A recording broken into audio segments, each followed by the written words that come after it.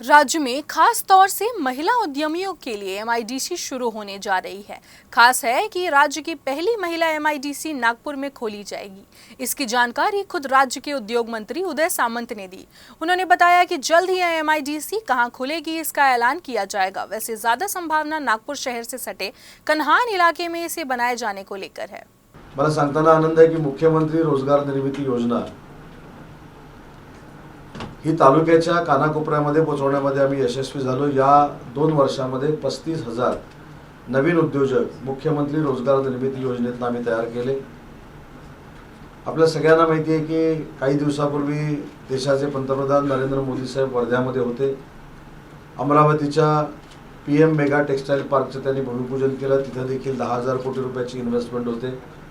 सुमारे 1 लाख तरुण तरुणींना तिथे रोजगार मिळू शकतो।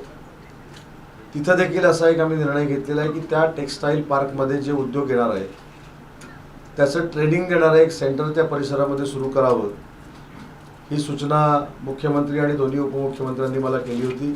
हे देखील आम्ही अमरावतीमध्ये सुरू करतोय। अमरावतीचा जो टेक्सटाईल पार्क आहे याचं रॉ मटेरियल कापूस आहे, त्याच्यामुळे कापूस उत्पादन शेतकऱ्याला देखील त्याचा प्रचंड मोठा फायदा होणार आहे। आपल्याकडे गडचिरोली जिल्हा जो आहे त्या गडचिरोली जिल्ह्यामध्ये देखील लॉइड्स असेल, त्याच्यानंतर अनेक तिथले स्टीलवर आधारित प्रकल्प असतील, त्याच्यामध्ये जवळजवळ 75,000 कोटीची इन्व्हेस्टमेंट फक्त एकट्या गडचिरोलीमध्ये होते।